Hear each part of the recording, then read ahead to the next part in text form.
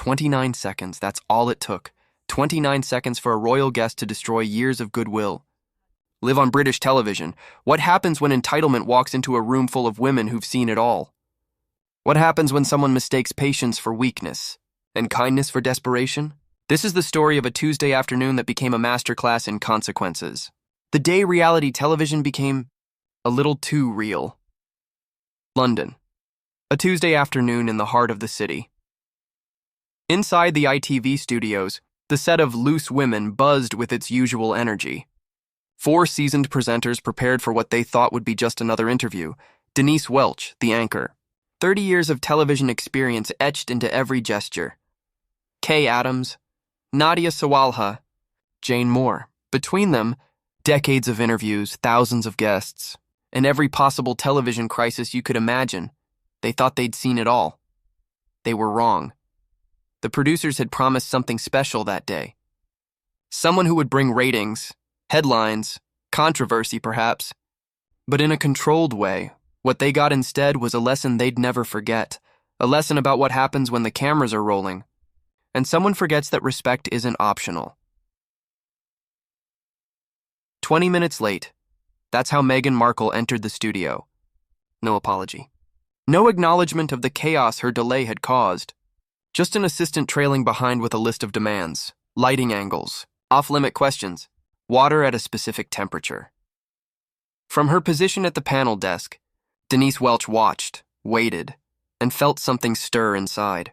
Her, a warning bell that only decades of experience can provide. "We're live in 60 seconds, the floor manager announced. Meghan finally took her seat. A curt nod to the panel. No smile, no warmth. Just an expectant look that suggested the show should feel grateful she'd shown up at. All the countdown began. 5, 4, 3, the eye. Red light flashed on, and Denise Welch's professional smile appeared instantly. Decades of training kicking in like muscle memory. "Welcome back to Loose Women." The first few minutes seemed normal enough. Standard questions about life in California. About settling into a new chapter. But beneath the surface, something was building. Meghan's tone when she spoke about liberation carried an edge. Her smile looked painted on, practiced, empty. "I left behind negativity," she said. "I left behind people who couldn't see past their own prejudices." The temperature in the studio dropped. Kay Adams leaned forward, trying to steer towards safer ground. That must have been difficult, but Meghan wasn't interested in safe ground. Jane, "I think that's rather naive."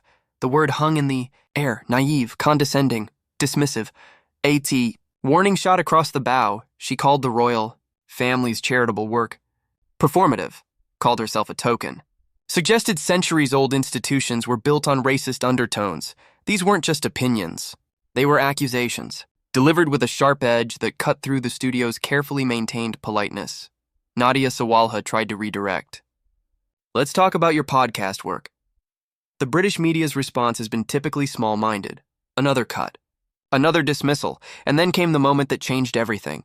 "I'm doing you the favor, aren't I? Let's be honest. Your ratings probably tripled the moment my name was announced." Silence. Even the camera operators stopped moving. The audience held its breath, because everyone in that room suddenly understood they were witnessing something unprecedented. Someone had just casually insulted the very people who'd invited them on and claimed it was a favor. Denise Welch's voice cut through the silence like ice. "I'm sorry. Did you just say you're doing us a favor?" And Meghan doubled down. "When was the last time Loose Women had someone of my profile on? Someone with actual international recognition?" The words landed like bombs, each one more devastating than the last. Jane Moore's mouth fell open. Kay Adams looked like she was watching a car crash in slow motion. Nadia's eyes flashed with something dangerous, but it was Denise who found her voice first. "Meghan, I think you might be confused about how this works." The battle lines were drawn. 4 women who'd built careers on professionalism, on treating guests with respect regardless of their behavior, versus 1 woman who seemed determined to burn every bridge in sight. "You know what I'm passionate about, Nadia? Authenticity. Something that seems to be in short supply in British media. Another grenade, and then the nuclear option. Look at this panel. 4 middle-aged women sitting around gossiping about celebrities. pretending they're providing some kind of valuable commentary. It's rather sad, isn't it? The studio fell into a shocked silence so complete you could hear the hum of the cameras. Jane Moore went white. Kay Adams looked genuinely hurt. Nadia's hands clenched into fists, but Denise had reached her limit. Right, I think that's quite enough. Her voice wasn't loud. It didn't need to be. It was ice cold, cutting through Meghan's smugness like a surgical blade. You came onto our show, 20 minutes late, I might add, with a list of demands and restrictions. You've spent the last 10 minutes insulting not just us, but our audience, our country, and our profession. And now you have the audacity to suggest that we're the problem? What followed was a masterclass in professional dignity, standing up to entitled behavior. Denise, with 30 years of experience behind her, unleashed every ounce of frustration she'd accumulated from dealing with difficult guests. I've interviewed politicians, celebrities, royalty, and ordinary people with extraordinary stories. Not once, not ever, has anyone sat in that chair and been so brazenly disrespectful. The other panelists found their voices. Jane. We opened our doors to you in good faith, Meghan. This is how you repay that kindness? Kay.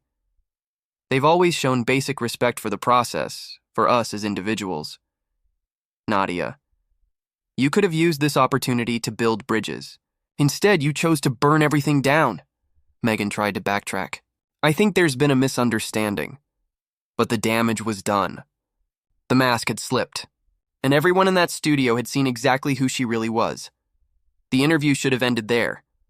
But Meghan couldn't help herself.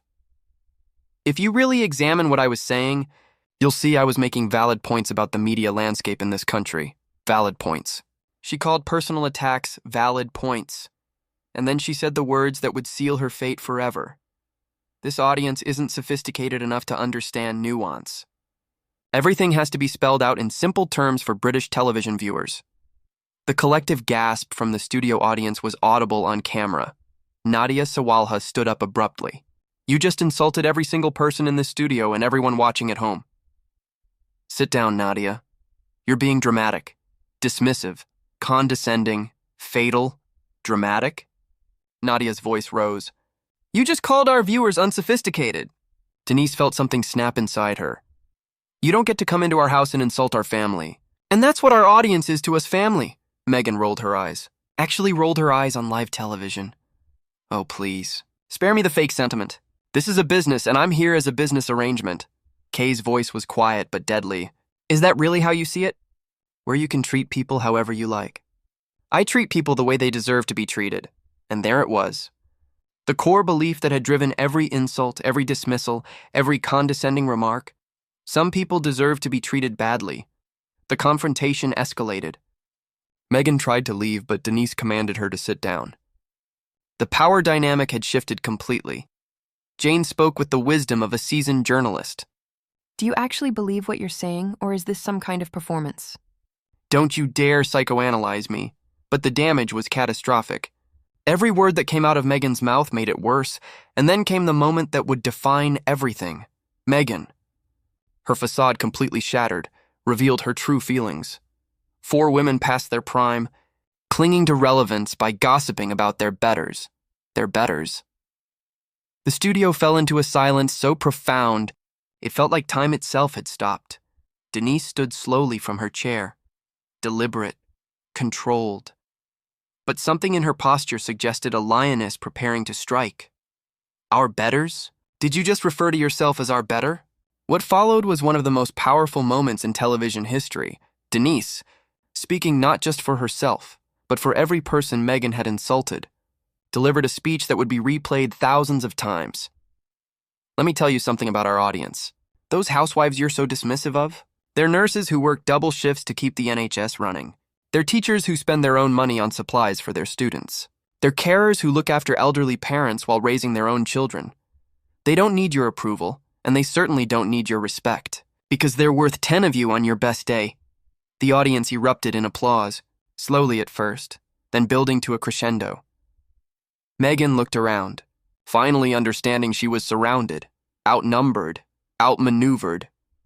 You are not special because you married a prince, Denise continued, her voice rising with conviction. You are not special because you have money or fame or Netflix deals. You're just another person in this world. And if you can't treat other people with respect, then you deserve none in return. Meghan tried one last time to regain. She stood up, announced she was leaving, attempted to exit on her own terms. But Denise Welch had one more card to play. Security will escort you out. Your appearance on Loose Women is over, and you will not be invited back. You can't ban me from your show. I just did. The shock on Meghan's face was visible. Perhaps for the first time, she understood that actions have consequences. That entitlement doesn't grant immunity from accountability. This is outrageous. You can't treat me like this. Kay's voice was soft but pointed. Like what? Like someone whose behavior has consequences? As security flanked her, Meghan made one final desperate attempt to regain power. You'll regret this. All of you. I have more influence than you can imagine. Denise's response was quiet. Devastating. No, Meghan. You have less influence than you think. And after today, you'll have even less. The guards escorted her out. Her protests faded. The studio fell silent, and Denise Welch, veteran of 1,000 difficult interviews, straightened her papers and looked directly into the camera. We'll be right back after this break. That Tuesday afternoon became legend. Within hours, the clip had gone viral. Millions of views. Thousands of think pieces. Endless debates about respect, entitlement, and what happens when someone finally says enough. Some called it a takedown. Others called it justice. But everyone agreed. They'd witnessed something unprecedented because this wasn't just about one difficult guest. It was about something bigger. It was about what happens when we tolerate bad behavior in the name of politeness. When we excuse cruelty because someone has a title or fame or influence. The Loose Women panel didn't destroy Meghan Markle that day. She destroyed herself. Every insult. Every dismissal. Every condescending remark was her own choice. Her own words. Her own actions, Denise. Welch and her colleagues simply did what more people should do when faced with entitled behavior. They held up a mirror. And what Meghan saw reflected back was a truth she couldn't escape. In the aftermath, the show received thousands of messages of support, from nurses and teachers and carers, from working mothers and small business owners, from all the people Meghan had dismissed as unsophisticated. They thanked the panel for standing up, for refusing to tolerate behavior that tears people down instead of building them up. Because in the end, this story isn't really about Meghan Markle at all. It's about the millions of people who work hard, treat others with kindness, and expect nothing more than basic human decency in return. It's about 4 women who refused to be diminished, who stood their ground with grace and dignity when faced with someone determined to make them feel small. 29 seconds. That's all it took for entitlement to meet reality, and reality won. Because sometimes, the most powerful thing you can do is simply refuse to accept behavior that should never be accepted. Sometimes, the only appropriate response to cruelty, disguised as honesty, is to show someone the door and let them find their way out. The cameras have long since stopped rolling on that Tuesday afternoon, but the lesson remains. In a world that often rewards fame over character, influence over integrity, and entitlement over empathy. 4 women reminded us that some things are more important than ratings, things like dignity, respect, the understanding that no title, no amount of money, no level of fame gives anyone the right to treat others as beneath them. Denise Welch returned to that desk the next day. So did Kay, Nadia, and Jane. They continued doing what they've always done, giving a platform to voices that deserve to be heard, treating guests with respect, and connecting with an audience that values authenticity over performance. Meghan Markle? She never returned, and somewhere in that studio, there's an empty chair that tells a story about what happens when behavior meets consequences, when entitlement meets accountability, when 29 seconds of cruelty are answered with decades of dignity. The lesson is simple. It doesn't matter who you are. It doesn't matter what titles you hold or what level of society you occupy. If you can't treat people with basic human respect, eventually, someone will show you the door, and you'll have no one to blame but